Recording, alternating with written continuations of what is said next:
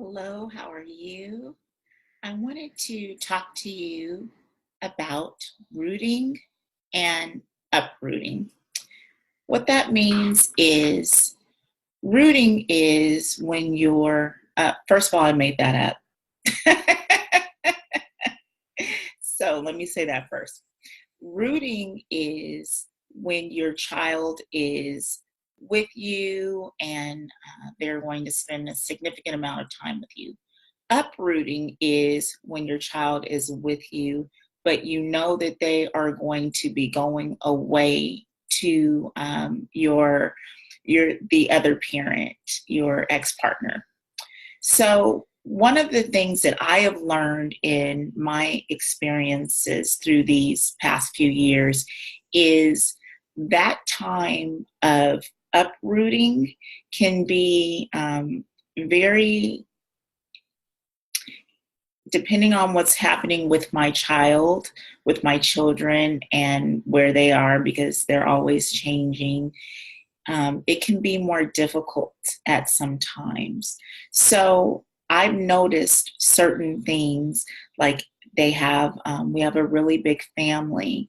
So if they are spending time with their cousins, even grandma's house, something that they really enjoy, and they don't want that time to end, then the uprooting part of it can be very hard to do, where they get emotional when it's time to leave, where they just sometimes they don't want to go at all. So now, because I'm aware of that, what I do for the uprooting is I make sure that certain things don't happen right before I know they're going to leave. So, like I said, they like to spend time with their family, of course. But when I know that they're absolutely going to be leaving to go with their other part of their family, their father and his family, I don't have the same engagement and interaction with, I don't allow it with my family. If someone wants to come over, if someone wants them to come over to their house, and I know that they have a limited amount of time, if my child can't handle it, I don't allow it. If I know, of course, they want to go, they want to do the fun thing, they're children. But if I know it's going to be too hard for them to make that transition when it has to happen, in addition to that, it does make it harder on your partner that they're coming to, because now all they're thinking about is what they're not getting to do with your family, with the things that are existing in your world. So, we always want to think of what benefits, the kids, and they're the ones making, a lot of times they're the ones making these transitions back and forth. So if we can make it easier. The other thing that I try to be very consistent with is communicating with my kids. I never get tired of telling them the schedule. Even though the schedule, a lot of times doesn't change. When it does change, I absolutely let them know.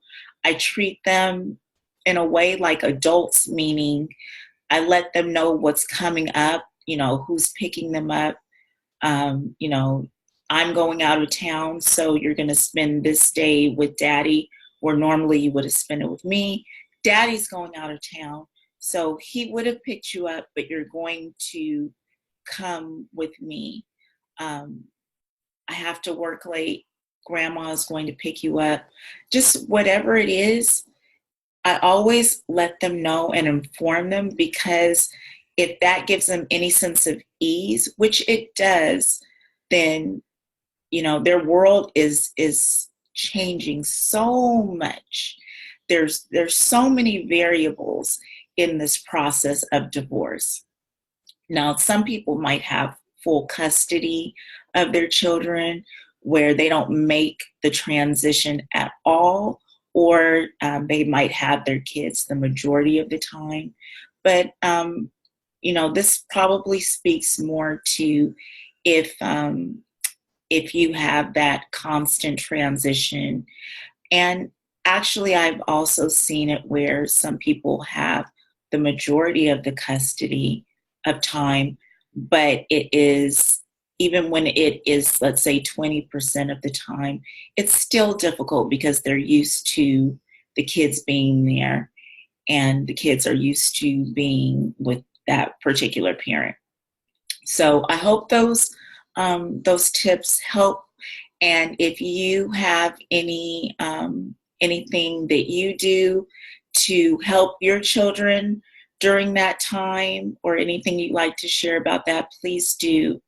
It always helps other people who are experiencing this, and it might be tough for them. Okay, have an amazing day. All right, bye-bye.